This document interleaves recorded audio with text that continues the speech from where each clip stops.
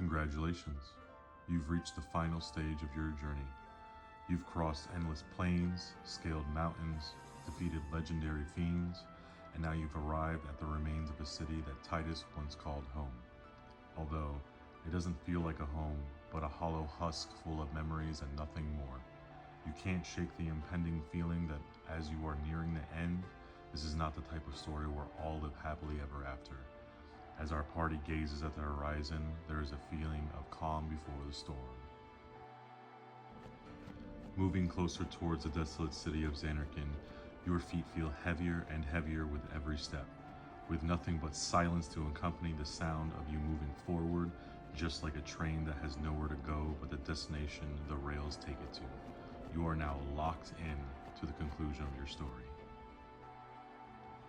Final Fantasy X is truly a magnificent game, with a story that is propelled forward by its core characters and a compelling world that is caught in a spiral of death and sacrifice, which the theme for sacrifice is consistent throughout, with the summoner going on their pilgrimage, the guardians laying down their lives to protect the summoners, and guardians becoming a faith for the final summoning, and alas, Titus, or you, sacrificing yourself to break the cycle. But we'll return to that later. Traveling through the ruins, the OST of Someday the Dream Will End continues even through the random encounters, which really drives home the mood of existentialism and anticipation for what's to come. Arriving in the Chamber of Faith, it is confirmed that Lord Zeon's soul is depleted, presumably for quite some time, and that Lady Yunalesca has a solution.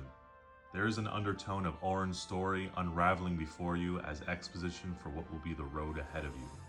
We've always known that Auron knew more than he is letting on, but now just one room away, you know that you'll finally find out the whole truth of why Jecht is sin and why Spira cannot escape its turmoil. The spiral of death.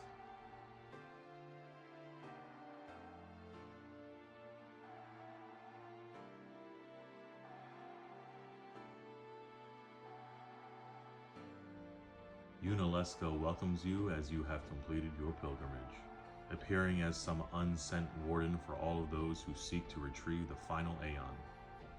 And then it hits. One of your companions must sacrifice themselves to become the faith of the final summoning. So not only will Yuna die, but the toll is even heavier than originally thought. And now you know why Auron was the sole survivor 10 years ago. Just like the Far Plane, you are shown a flashback of Auron failing to stop Jecht and Braska from going through with it. And that is essentially how Auron sees himself. A failure on a redemption arc, clinging to this world, hoping that he can change the future and save others from the same fate of his dear friends.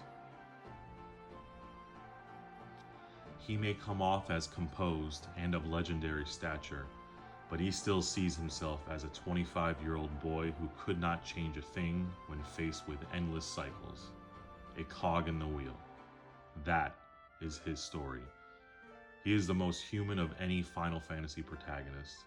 There's not a person who exists who cannot relate to being haunted by something from your past. We are all seeking redemption.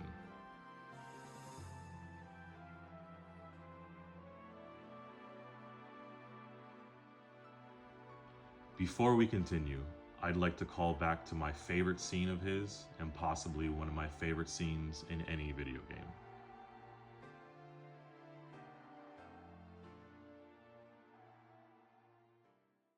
Come on, let's go. We are.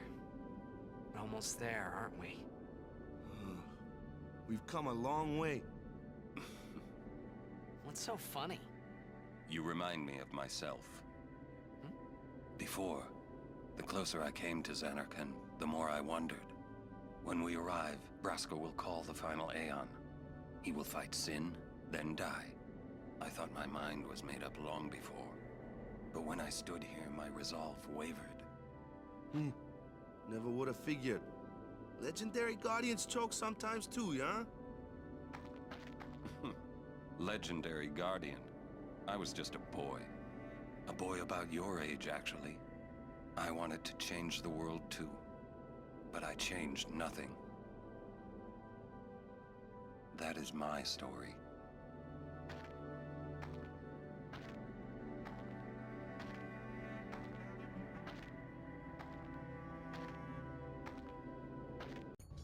Coming back to the story, there is a scene prior to confronting Yunalesca where Titus openly expresses his denial of letting Yuna sacrifice herself, which sets him down a path where he knows the dream will end and he will disappear.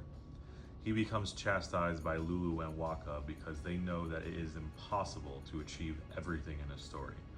Life in Spira is not kind enough to allow them to defeat the big bad and have a happy ending for all.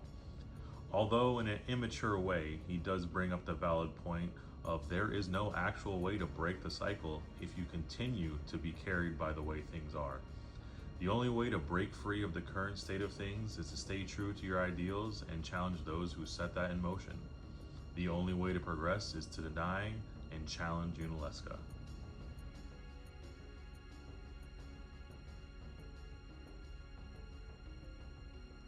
Now confronted with a decision of who to choose as the faith for the final summoning, Yuna pays homage to her late father for being an inspiration for her, rejecting the idea that he died for nothing but false hope and no actual resolution. Braska said time and time again that there was always a chance that this death could be the permanent end to sin and that it was worth trying. Throwing down the gauntlet and officially making the decision to break the wheel that those who follow Yevon have been trapped in for 1,000 years, a legendary battle with Yunalesca ensues, and you get to see the strengthened resolve of all the characters.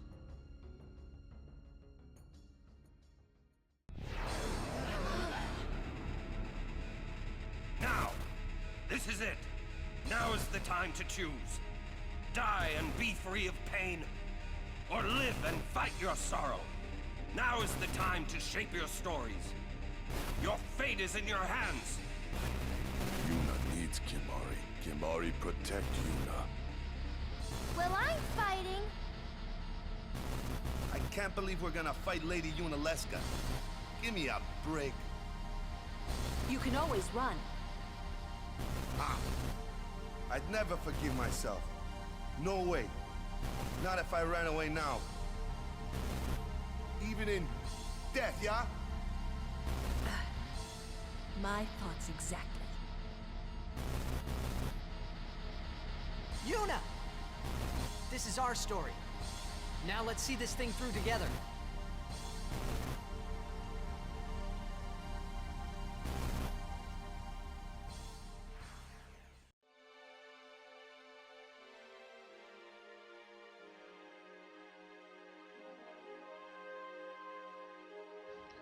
You did it.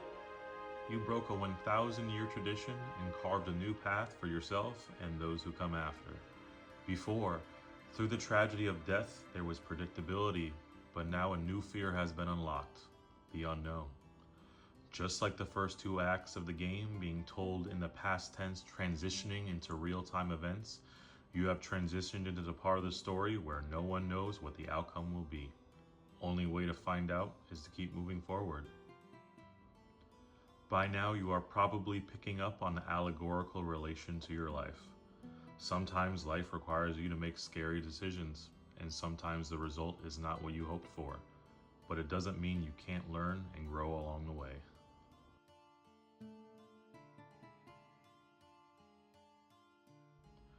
After leaving the Chamber of the Faith, Auron confirms what everyone suspected since Guado Salam, that he is an unsent and he died from his wounds after confronting Yunalesca 10 years ago.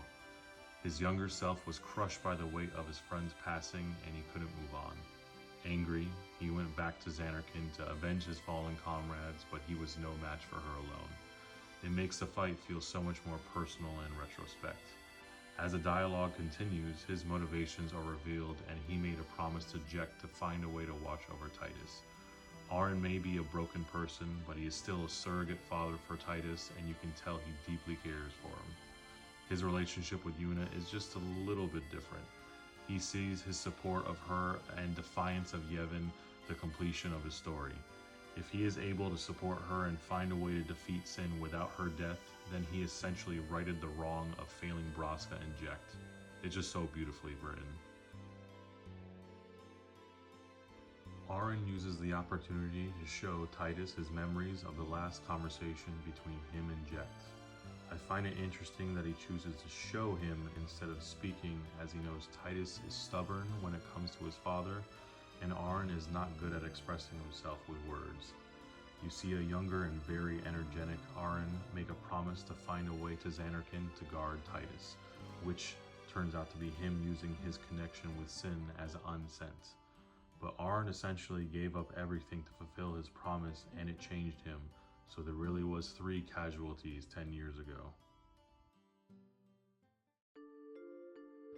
Leaving Zanarkand, Sin is seen towering over the city as Titus realizes that Jecht was expecting this to be over now.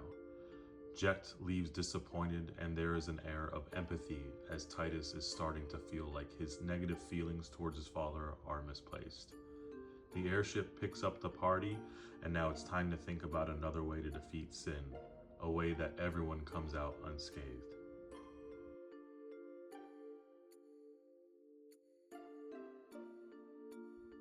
Back on the airship, the entire party is starting to feel uneasy. What if this was the wrong decision? What if there really is no other way to beat Sin? Now that they have diverted to a different path, Yuna is starting to feel doubt in herself. Everything that Yevon stands for is oppressing the people who fuel her desire to defeat Sin, so now she thinks she was a fool to believe in it her entire life.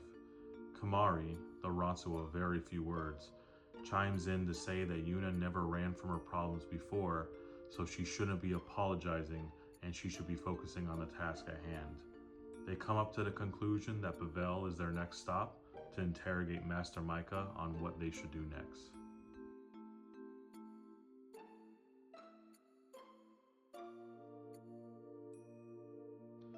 After arriving in Bevelle, Maester Micah accepted death and offered no sort of resolution. Bahamut then appeared and invites Titus and Yuna to visit the Chamber of the Faith. The party learns of Yu Yevon and that it is the source of why Sin returns after every calm.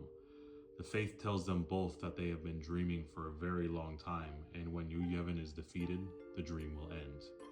There is subtle exchanges between the Faith and Titus that are making Yuna feel uneasy, like she is in the dark. It's at this point of the story that it feels like the primary character has shifted from Titus to Yuna, and you can feel Titus pulling away from Yuna.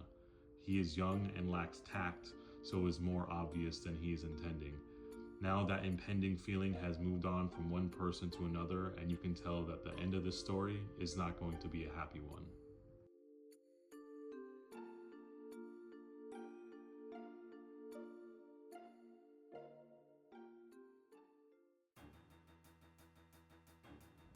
Once again, back on the airship, the party uses the Hymn of the Faith to attract Sin for the final confrontation. The song has always been the connection Titus and Jecht feel with Spira, and their hope is that it will make Sin docile. Almost as if they summoned him, he arrives in no time at all above Bevelle to battle the party.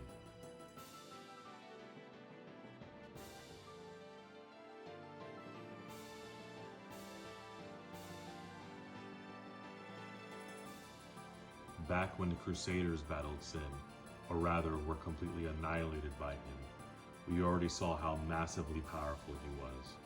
Being able to shoot back the blast of that tower gun and incinerate everyone on the beach already made it feel like an insurmountable task to defeat Sin. But now, we see that Sin has a power pool on a global scale. Most likely gravity-based, his blasts shoot in all directions, causing time to stop momentarily before a cascading effect that can be seen from outer space. A several-phase battle ensues to weaken Sin with that same gun from Mushroom Rock and gain entry to the city on the back of Sin.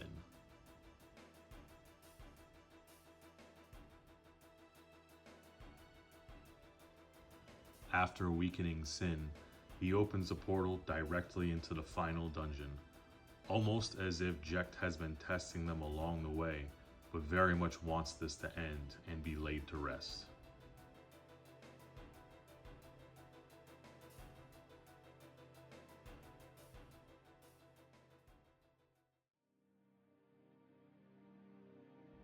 Inside of Sin is a dreamlike world to mirror Jecht's warped sense of reality.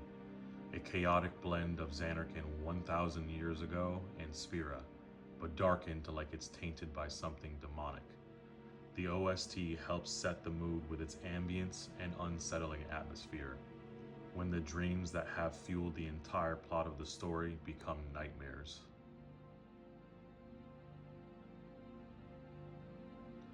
You are transported to an arena that is reminiscent of a blitzball stadium in Zanarkand.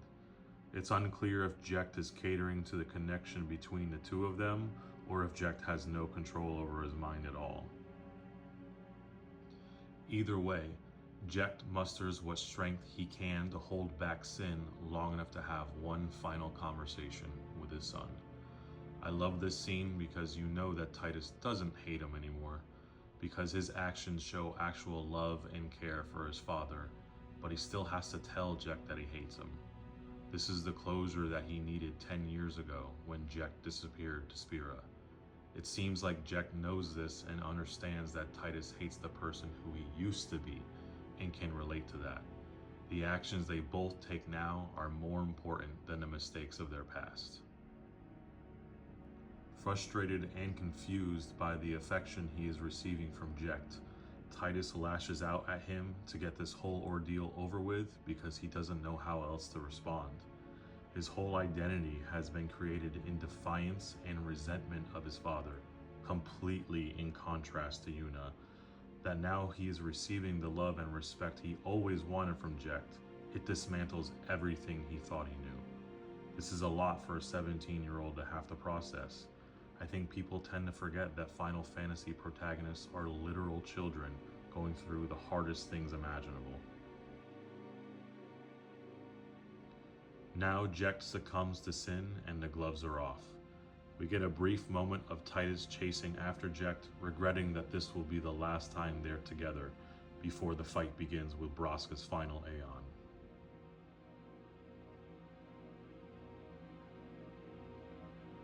The party successfully defeats Braska's final Aeon, and you can faintly see Yu Yevon exiting the hulking mass of Jecht.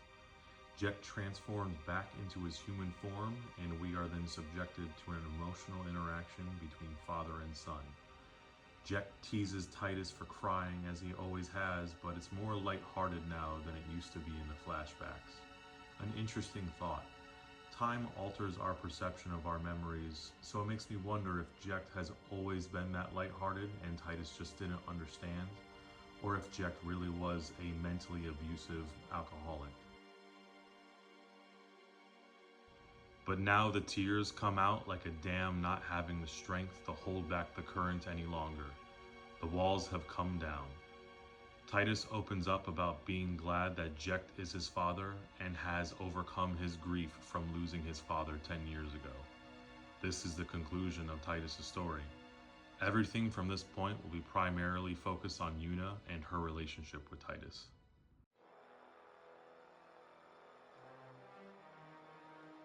The final battle against the presumed god begins.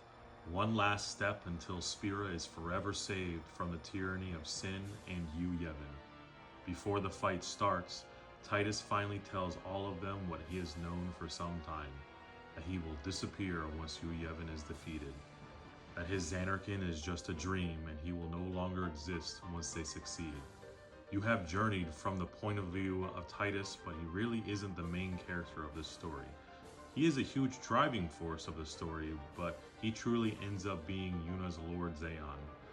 Yuna now knows the truth, but she seems puzzled. She has no reason to not believe what he says, but this is information that cannot be helped by words alone. She won't believe it until she sees it. Not after all they've been through. Now that she has survived her encounter with Sin, they get to live happily together, right?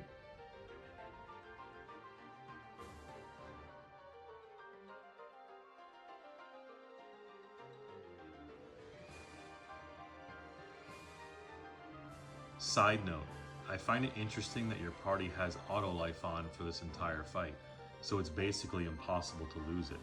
But in the canon of the story, it's also supposed to be impossible to win it? Who is casting auto life, you might ask? It has to be Yu Yevon. The party just took away his means to summon constantly, So now he has to cling on to the only thing he can that will never end. He would see you trapped in that engagement for eternity if he could, but he didn't anticipate Yuna double casting Flare with haste on. Poor guy.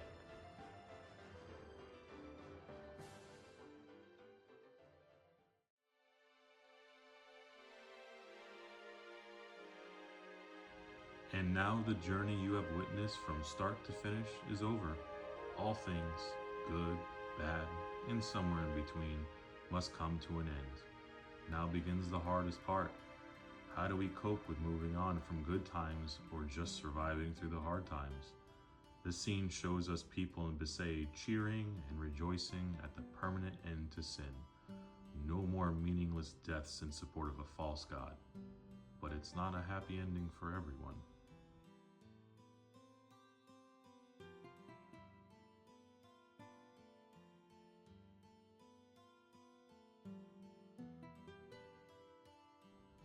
With his oath fulfilled, it is time for Auron to move on and finally accept his death after all these years. With his theme playing in the background, you feel like this is a triumphant win for him, as now he has kept his promise to Braska, and now his memory can live on through Yuna. He walks tall past all of his comrades, showing respect to all, especially Kimahri, and locks eyes on Titus. They share one last moment before walking forward, fully redeemed. But he is not the only one whose story must end. On board the airship, Titus starts to phase in and out of existence, and now he knows it to be true. He will no longer exist. Yuna shakes her head in denial because she cannot believe that they braved through so much together just for it to come to an end. Her grief is only just beginning to surface. Titus quickly says his goodbyes as he does not want to cause any more pain than he already has. Hundreds and thousands of fireflies surround them as they are trying to process what is happening. Titus has accepted this a while ago, but Yuna is trying to catch up, and her feelings are too overwhelming to take. Yuna runs after to embrace him, but falls to the deck as he has already become hollow. Her whole world has shattered around her.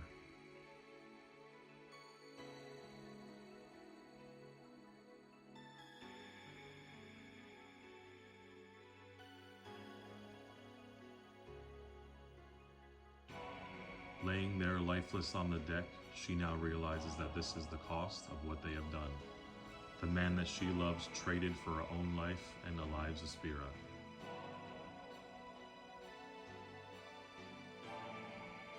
She takes the opportunity to not leave anything left unsaid and confesses her love for Titus in the most wholesome way possible, with a smile to honor the moments that they had on their journey.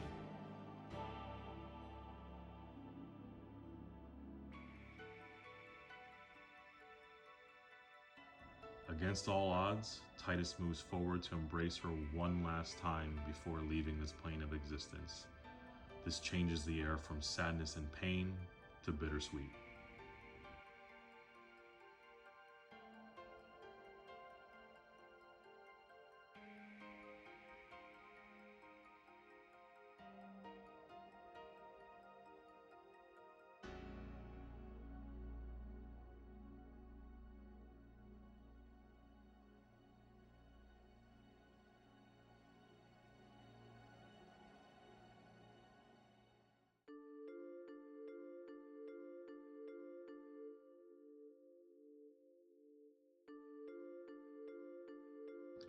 Two years later, Yuna is living in Besaid. She has found some sort of normalcy in her day-to-day life and for the most part is doing fine. She did not get the happy ending that she wanted and deserved, but there is enjoyment in moments even when one is holding on to something no one else knows. She is greeted by Wakka and we get some exposition on him ending up with Lulu and they are going to have a baby. We find out Kimahri is teaching younger Ronso and Riku is out exploring the world. It seems like no one else is holding the weight that Yuna is, and in the end, she did end up sacrificing a part of herself on her pilgrimage.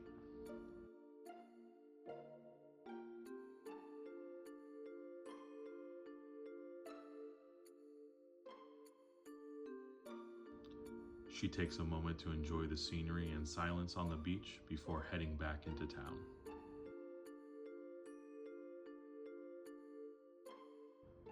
Riku arrives on Besaid and has news of a sphere that Kamari found. On the sphere, it shows a man who looks like Titus, which reopens all the thoughts and feelings from 2 years ago. What if there was a way to get it all back? What if he wasn't actually gone? After talking for a little bit, it is settled and Yuna will be going on another journey with Riku to search for Titus. Which brings us to the perceived good conclusion of Final Fantasy X2.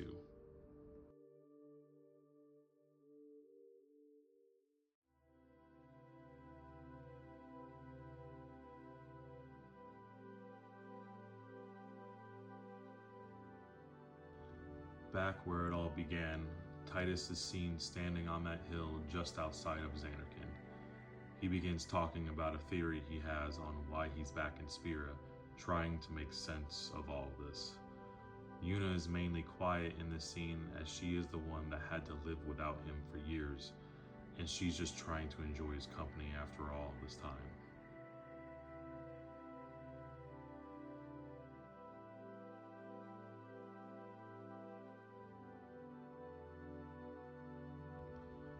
Titus doesn't know if he's real or not, or if this is a dream, to which there is a pretty visceral reaction from Yuna.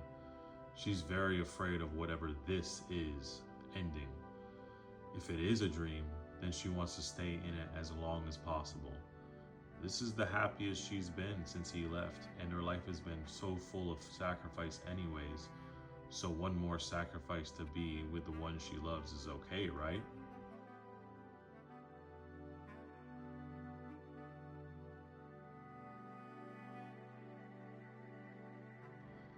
There are 2 quotes from this game that I want to call back to for the point of possibility that I'm about to make.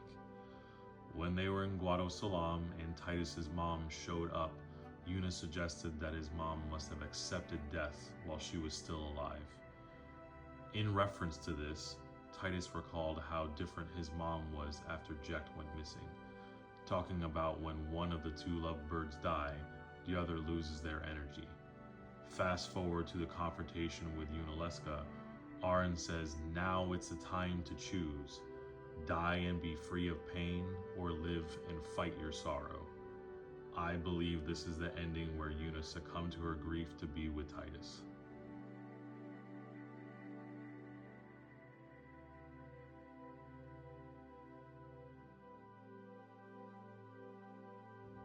Thematically, this just fits with the endless spiral of death in Spira and mirrors the other characters in the story. This ending feels hollow, and the OST for the scene sounds somber, like no matter what you choose, the point is there's supposed to be pain in both endings, just like real life. However, I think the other ending fits the story so much better.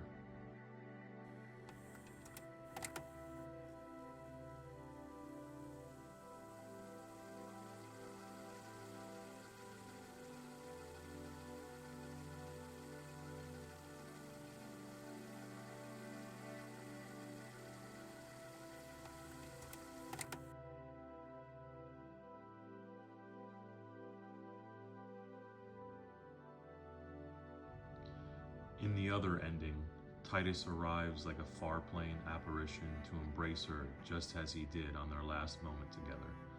She takes the opportunity to reconcile with her grief and say all the things that she did not get to before. How she has carried his memory for years and will always have love for him. Talking herself through this is the closure she needed, and we see a calm but collected focus from her that she had not had ever since he left. She had to guide herself out of despair. This is what grief is like.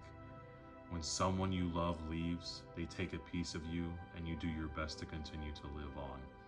There are moments of sadness, but there is also moments of happiness. You find what you choose to.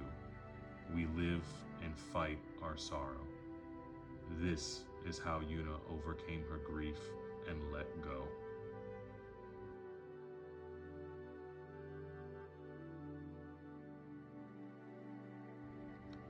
Until next time, thanks for watching and take care of yourselves.